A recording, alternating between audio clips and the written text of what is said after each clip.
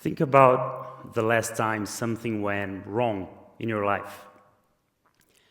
Not something small, but something that really shook you.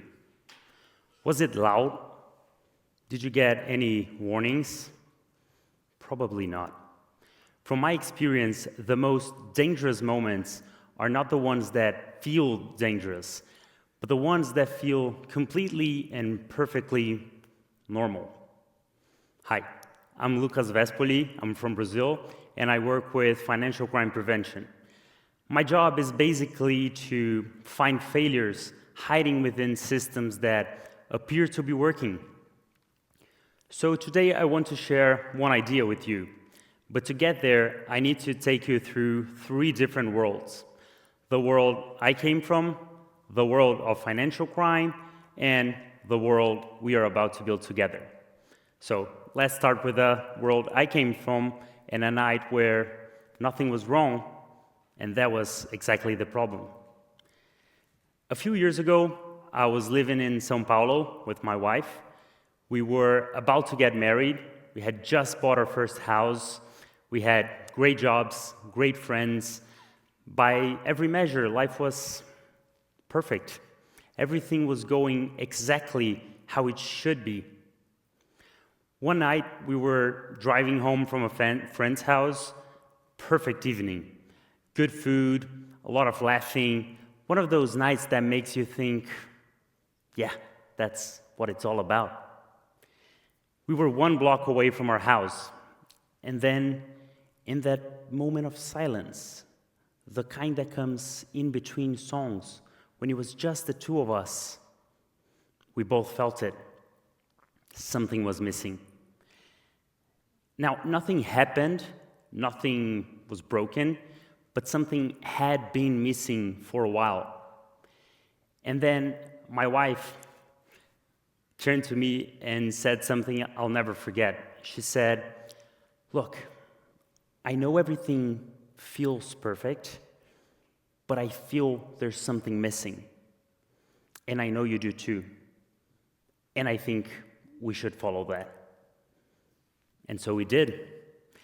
Within a single month, we had our wedding. We moved into our new house. Then we moved out of our new house to a different continent. We went from São Paulo, where we had everything, to Amsterdam, where we had nothing. No jobs, no friends, no family, no safety net, just each other. And our two dogs. A border collie that has more energy than any living thing should ever have, and a small Shih Tzu who was fighting cancer at the time. Everyone thought we'd lost our minds. We heard things like, "You just bought a house. Well, at least stay there for a year and then rethink that." Or, "Why would you start from scratch when everything is going so well here?" Or even, "At least don't take the dogs for now. It's too much." I mean, they weren't wrong, apart from the dog one. They weren't wrong. The first few months in Amsterdam were the hardest of our lives. We were at a completely new place where we knew no one and nothing, trying to figure out everything from scratch. And then in the middle of that, our little Shih Tzu, who came all the way there with us and honestly lived the happiest months of her life there, passed away. That was the moment where everything could have collapsed. But it didn't. Even with all that, it still felt right. Because for the first time, we were not following a system that looked perfect. We were building one that actually worked for us. We didn't leave because something broke or anything like that. We left just because we finally questioned what felt normal and realized it wasn't working. I didn't have a name for this yet, but I started to realize that "everything is fine" might be one of the most dangerous sentences in the world. And then I started calling it a silent drift, when things slowly stop working, but nothing feels wrong enough to question. And then I entered an industry that showed me over and over the silent drift on a scale I could have never imagined. When most people think about financial crime, they usually picture something like a room with hackers, or a big heist, or the big-time executive being dragged from a fancy building in handcuffs. Well, that's not exactly how it works. Modern financial crime doesn't break in, it blends in. It goes through the same channels your salary goes through. It lives in the same institutions you trust with your savings. It's designed to look exactly like everything else. And for decades, we tried to catch that by building systems that were really good at checking boxes, but really bad at seeing reality. Every year, about $2 trillion flow through the global financial systems illegally. That means that if financial crime was a country, it would be one of the largest economies on earth. And yet, less than 1% of that is ever recovered. And that is not because people aren't trying. Financial institutions spend over $200 billion every year trying to stop that. But it still happens because we build systems that were designed to make us feel safe, not to actually see what was happening. We optimized our society for convenience, not integrity. And this money that flows undetected doesn't just vanish into some abstract ledger. It funds things like arms deals, corruption that traps entire countries into poverty, human trafficking. Right now, in 2026, there are over 40 million people living in modern slavery. The danger, I've seen in my work what happens when you finally ask better questions and use better tools, when you finally stop accepting what is normal and start looking underneath. Real investigations, real people protected from real harm. But what shocks me the most is not when we catch something. It's realizing how easily those systems would have missed it.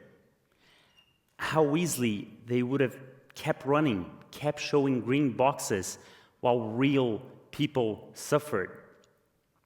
The danger was never that these systems would fail. It was that they would make us feel safe while they were failing. And that is the silent drift. And it's not just in finance. Once you see this pattern, you can't unsee it. It's everywhere. It's that couple that never had a big fight, no affairs, nothing dramatic. They just slowly stop being honest with themselves. And then one day, someone says, I think we're fine. And the other person realizes they haven't been fine for years. Or that career that checks all the boxes.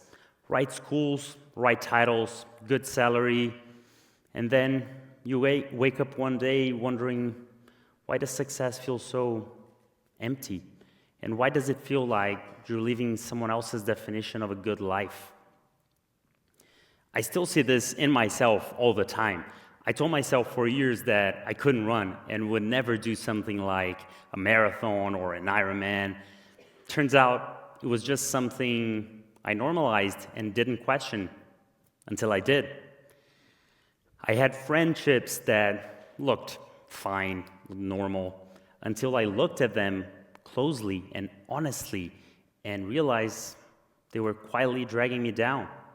And so many other things, like being able to learn a new instrument, a new language, moving across the world, giving a TED Talk.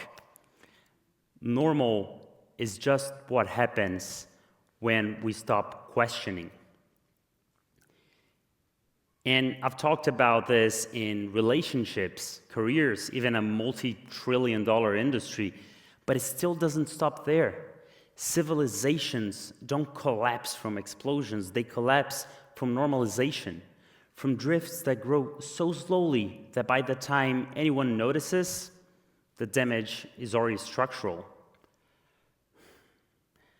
That is why right now matters more than ever. For the first time, we can make the invisible visible. We're going through possibly the largest redesign of human systems in history.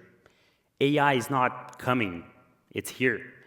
It reached a higher level of adoption in just 2 years that took the internet 5, personal computing 12.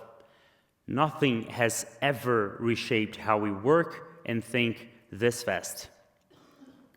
But this technology can either expose this drift or accelerate it. If we feed AI the same assumptions we've been living with, we're not building intelligence, we're just automating our blind spots at scale. So the question here is not whether we're going to build new technology, but whether we're going to carry forward the same silent drift or press refresh on the thinking itself, because you are not inheriting the systems, you're designing them. So I want to leave you with 3 questions. First, what feels normal to you? Find that assumption that you've been living with for so long, you forgot it was ever a choice.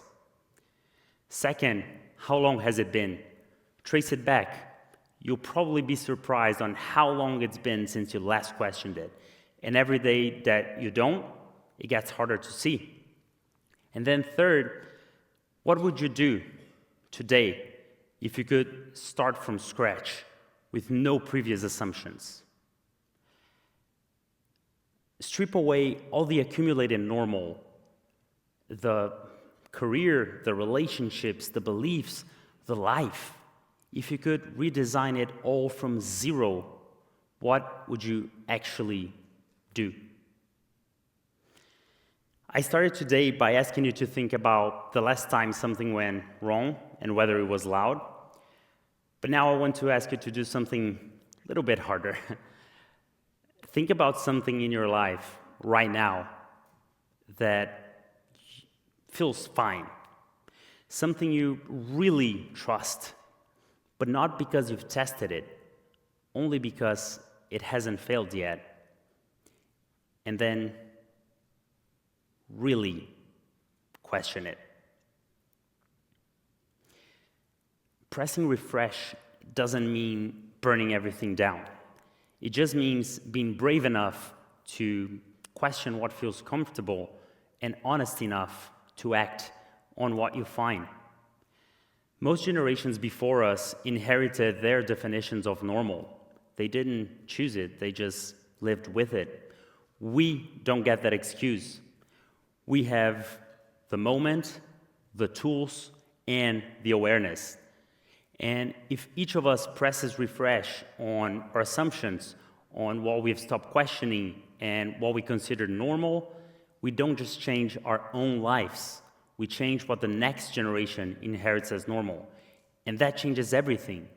Because remember, the scariest failures don't trigger alarms. They feel like everything is working. So look around, look at your life, and ask yourself, honestly, is this actually working? Or have I just gotten comfortable? Because normal isn't safety. It's just what happens when we stop questioning. And right now, we get to choose. Thank you.